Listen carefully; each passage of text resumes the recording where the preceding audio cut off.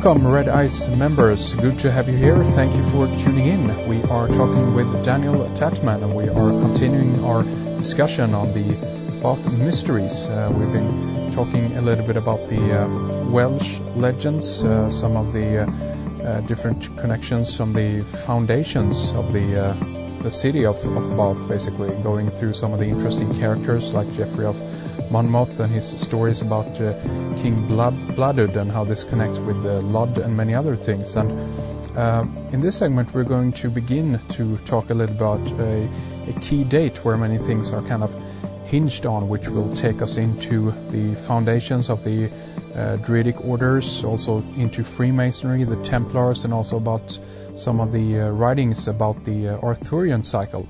And this date is 1717, and a lot of you will know that this is where the Masonic order were kind of first put together in York. That's the official story anyway.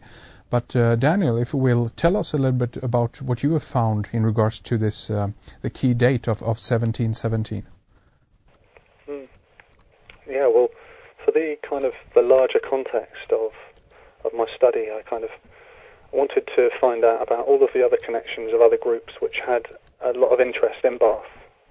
And so to step back from that, I wanted to use the book, the whole concept of it was kind of to go into a really, really in-depth study of one place, with the knowledge that we live in a fractal universe. So the whole concept was to glean as much heavy detail as I could from this one place, and then take those principles and apply them to other things. But also, in the process of doing that sort of work, you invariably find some fascinating connections to other dates and other places. And one which, as you mentioned, it's a very, very key date. People know it as kind of the birth of Grand Lodge, the United Grand Lodge of England, which became the kind of presiding body over world's Freemasonry. Yeah. But it was also, funnily enough, the same year that the Society of Antiquities was founded. And this is the group which is very much in charge of all of the archaeological sites, sacred sites, and heritage sites all around Britain. And so this group had a lot of connections to the Royal Society, and kind of in later years the Ordnance Survey groups, and the societies that were mapping out trigonometry points, so they could triangulate different topographies of the area. And so you have Grand Lodge, the Society of Antiquities, and then perhaps the most interesting one is the first kind of reprisal of a connected and whole modern Druidic revival called the Neo-Pagan Revival. And you can look into this yourself, and there's actually two dates which are talked about. And they talk about 1717 meeting which took place at Primrose Hill in London, where kind of the first moves were made to kind of create this Druidic body, which was very much more connected to Freemasonic ideals than anything Druidic. And so the really fascinating thing is, obviously, a lot of these people, Christopher Wren, Elias Ashmole, a lot of these other very, very famous people were involved heavily with all sorts of esotericism. So, they would be involved with alchemy and Freemasonry, and levels of architecture and other groups. But very much they were interested in their indigenous roots, and they were very, very involved in kind of unconnected Druidic orders. And so you have this same group of people, all in the same city, in the same year, founding these three groups, which are very, very fundamentally connected. And it was kind of like a big foot coming down and kind of stamping their authority on any kind of institutionalized Druidic group control of these sacred sites and the hijacking of the stonemasons' guilds. Yeah. Who had a lot of knowledge of geomancy and geometry, and a lot of very, very interesting material for an individual. So you had this big, heavy boot that comes down with all three of these things. And very much kind of as a visual, you could say that on the top of this boot there would be a symbol. And this symbol was the symbol which we talked about in the last show, when we were talking about architecture. Mm. And this was the Masonic cornerstone marking. Right. And obviously I went through some of the levels of symbolism or information which can be gained from that symbol. Mm. But there's also another fascinating one. I mean, obviously I talked about ordnance survey and the mapping out of the area and that being connected to it. So you find a lot of these Masonic cornerstone markings on monoliths. Yeah. And on these stones, like we say, that you find in the middle of nowhere. Yeah. You can look around on the net and look at pictures of stones in Ireland, and you'll find this little mark on the corner of them.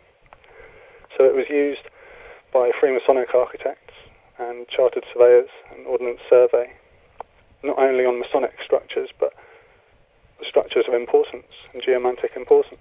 And then finally, through, and it seems, if you look into this, that there were kind of 2 or 3 people who were very, very influential in the founding of this neo-pagan druidic order. And one of these figures was a guy called Iolo Morganwg. And it was a guy who, funnily enough, was very inspired by a lot of Geoffrey and Monmouth's material, and lived kind of near where Monmouth lived, so he was a Welsh speaker. And he was kind of an alcoholic, and addicted to lolium, which is kind of a herb, a plant, which, had some quite detrimental effects. But he said that he actually had, through his family, a kind of an oral tradition passed down to him of druidry and of ritual.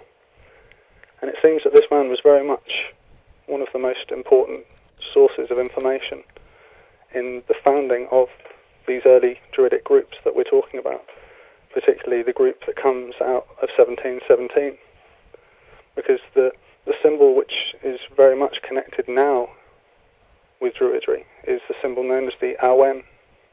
Indeed. And if you actually take the Awen, a picture of it, and put it next to this Masonic cornerstone marking, you'll see that it's exactly the same. And I'm going to have a picture of this symbol up on the info page on the website so people can take a look. And if you, as you say, Daniel, if you compare that to the benchmark or the Masonic cornerstone marking, it's not identical. There are a few differences. Why don't we begin to address that then? What are, as you say, the main differences between these two symbols? Sure. Yeah. I mean, on a kind of a sacred geometrical level, the only difference is that on the Masonic mark, or the benchmark, you have the line at the top with the 3 emanating lines coming down from it. And on the Awen, obviously, it's instead of a line, a flat line, you have 3 small circles. And in sacred geometry, a straight line or a right angle is male. An arced or a circular form is female. Yeah. So the druidic Awen, it seems to have more of a feminine aspect, obviously, than the benchmarks and the Masonic marks, which are wholly made of right angles. Right. So it's very much a male-dominated symbol. So it has a bit more of a feminine aspect to it. But if you look at the size of these circles compared to the lines, you can see that even the symbolism is showing you that, they're saying that we're a very much male-dominated paternal group. And we've got a bit more femininity, a bit more respect for the feminine, goddess, but still we're overridingly male, I mean, and if we look at the other picture that you sent me of the flag or the banner, and I'm going to have this up on the website, of course, also, it's actually not circles, but it's actually squares at the top. So it's 3 lines, but then we have 3 small squares basically at the top. Yeah, and also above that there's the rabbit. Yeah. Who forms kind of like the straight line. Yeah, that's right, of course, obviously. Again, you could have the same mark, but with 3 squares again. So, but it still holds the point which you're saying, that these, some different orders of druids, because there are many now, have kind of changed the use of this symbol, and some of them have changed the form of it. I guess sometimes they just use squares because it's easier to do than circles, maybe. Right. Where they're lazy, that's it. Well, it seems to some point that a lot of these groups get more into the fantasy and the idea of being connected to the fairy folk and a lot of this sort of stuff than being connected to their real ancient past. And so a lot of the kind of the higher aesthetic and symbolic aspects of it seem to be kind of missed. Right. Or kind of looked over. And so, we're joking, saying there's a laziness aspect, and I wouldn't really say that. No, of course. There's totally a misunderstanding aspect again, like we were talking about with the cities. Of course. All built in squares, And so, I mean, what we potentially also could say with this then a little bit is that when some of these people were putting together the different druidic orders, societies of antiquities, and the neo-pagans and so forth were forming. And if we look at the background on some of the characters involved in this, what might have been happening at that point is that they wanted to, as you mentioned, to hijack the knowledge or hijack everything that is druidic, and then claim that themselves are the representatives of this current of knowledge. But as a matter of fact, they might have skewed it a little bit, perverted it a little bit. What do you think about that? Could that have been the case here? Yeah, I think that is what happened. I mean, a lot of people who talk about this thing would say, oh, well, all three of the groups formed in the same place. Sometimes that happens, be a coincidence. And I'm not pig-headed about this thing, I know that is the case. But when you actually look into who were the founding council of the Society of Antiquities and the founding council of this druidic group and of the main members of the lodges and the Grand Masters who were there at this foundation of the Grand Lodge, they're the same group of people. So, I mean, I think all doubt goes out of the window at that point, and you see that there's a very heavy connection. And, that this was kind of one of the later waves of what we're talking about, of this supplanting of knowledge and hijacking. Yeah. But, this is just one of the later points, which seems to be a pivotal point in our history. But this had been going on for thousands of years, obviously, since the Roman times, which we were talking about in the last section. Do you think that this is primarily, these people also come from a Christian background, meaning that, a lot of people that are Christians today and recognize that there are Freemasons involved in things like this. We have, for instance, even Winston Churchill was a member of the Order of the Druids. What have you? You have these different people in here. But many Christians will look at this, say, okay, this is evidence that these people are into the occult. They are not at all from a Christian background. But from what I can tell at this point, it more suggests to me that they're still from a Christian background, albeit that they are more from a kind of an esoteric branch of Christianity, which dives into these other different branches, and that might simply because of they want to hijack the knowledge. I'm not sure about that, but do you have any thoughts about that? Yeah, I think you could definitely say that that's the case on one level. The kind of pseudo-Christian Masonic level to it is. It's one of the kind of the weirdest aspects, and so many, as you say, so many different people will look at it from so many different angles, and it'll be a sign that they're into the occult, and they'd be right, and also the people that would say, but it was just like the Freemasons and it wasn't really like the Druids, they'd be right as well. So you've got all these different ways of looking at it. Yeah. But the only thing that you can really pick up on for sure is that all of these guys, if they were these